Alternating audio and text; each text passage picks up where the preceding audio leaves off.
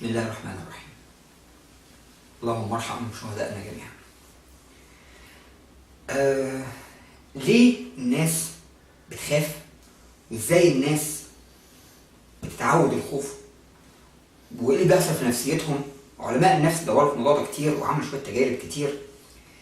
ما تلاقي شعوب مستأنفة كده، شعوب خايفة كده، شعوب مش عايزة الحرية، شعوب مش عايزة العدالة، شعوب مش عايزة حقوق. أحصلهم ازاي؟ وليه؟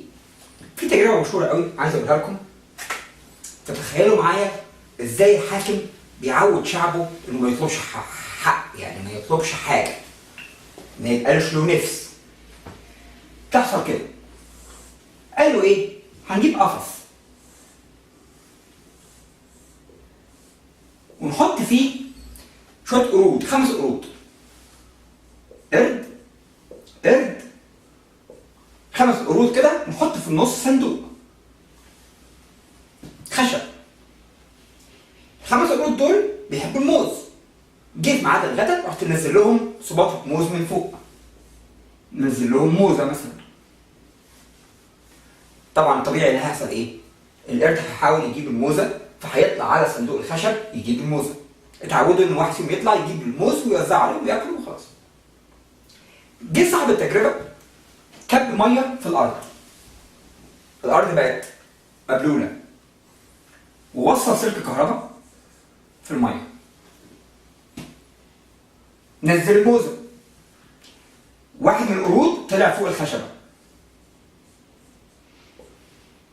بقى معزول عن الارض، الباقيين واقفين على الارض. راح مكهرب الميه. ال4 حسوا بصدمه كهرباء، اللي واقف ده ما حسش. راحوا ماسكينه ضاربينه. ايه ده؟ انت لما عملت كده احنا اتكهربنا، في ايه؟ هو مش فاهم، انا ما عملتش فيكم حاجه. واحنا مش فاهمين، هو في حاجه حصلت، في حاجه حصلت غلط لما الراجل ده قال ياخد موز، مش فاهمين هي ايه. تاني يوم نزل الموزه، طلع، اتكهربوا تاني، راحوا ماسكينه ومخلصينه ضرب، يعني جايبين اخره ضرب. طيب تالت يوم نزل الموزه، واحد فيهم راح طالع، وهو طالع راحوا ضاربينه. هيستنوا لما نكهربه، هنتعلم الدرس خلاص. دي مرتبطه بدي. دي اسمها البافلوفيان ريفلكس. بافلوف او بيسموها الكونديشنال ريفلكس، اللي عايز يروح يقرا عنها. الارتباط الشرطي. دي مرتبطه بدي. خلاص كده. هو اتعود ان الحركه دي معناها خطر، فقبل ما حد يعملها هنمسكه نضربه عشان احنا ما نتكهربش. طيب يقعدوا بالجوع؟ احسن من الكهرباء. يستنوا لما هو يمن عليهم بالموزه من القفص، مش يقوم هم ياخدوها. طيب راح شايل القرد ده بره ومدخل قرد جديد ما يعرفش حاجه، ما اتعودش على حاجه. حط القرد جديد جوه القفص. نزل الموزه.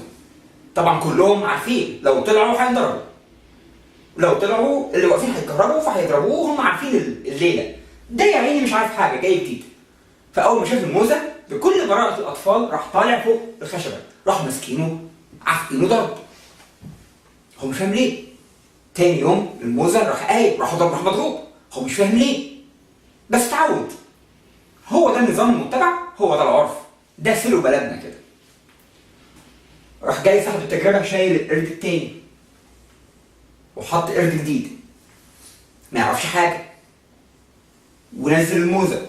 القرد البريء راح طالع على الخشبه. القرود اللي عارفه الموضوع مسكته ضربته، والقرد يا عيني اللي ما كانش يعرف الموضوع بس انضرب قبل كده وقعد درس كويس، ضرب معاه. بقوا ال4 بيضربوه، فيهم 3 عارفين الموضوع وواحد لم يشهد في يوم من الايام كهرباء، ما شافش كهرباء، ما يعرفش يعني ايه كهرباء، ما قابلش الموضوع ده، لكن اتعود. عرف الفوله، عرف ان فيها ايه؟ عرف ان فيه هيرد بيهيفير، سلوك القطيع. هو بيعمل زيهم وخلاص.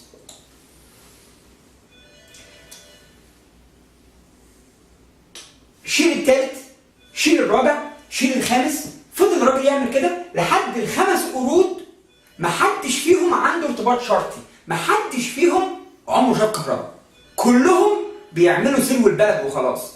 كلهم بيعملوا سياسه القطيع. بيتصرفوا تصرفات القطيع، محدش فيهم فاهم هو بيعمل كده ليه، لكن بيعملوا كده ومحدش بيقوم ياخد الموزة، محدش بيقوم يطالب بحقه. الحاكم بيبرمج شعبه بالارتباط الشرطي، وبعد كده الشعب بيبرمج نفسه على الخوف وعلى الخنوع وعلى الخضوع بسياسة القطيع. تجربة اتجربت على حيوانات كتير من أول قرود وفي حيوانات أخرى، بس القرود لأنها أوضح مثال لأننا بنجيبه. شعب مصر مش خاضع جينيا، شعب مصر مش خاضع لأنه أبا عن جد خاضع لأنه هو ما ينفعش يبقى عنده كرامة، لا هو خاضع لأنه مر في التدريب النفسي الجميل اللي اتعلمناه رئيس عن رئيس عن رئيس عن ملك عن سلالة من الحكام البارعين جدا جدا جدا، ارفع لهم القبعة على الشطارة بتاعتهم في تسييس الشعب المصري. اشوفكم مرة جاية ان شاء الله.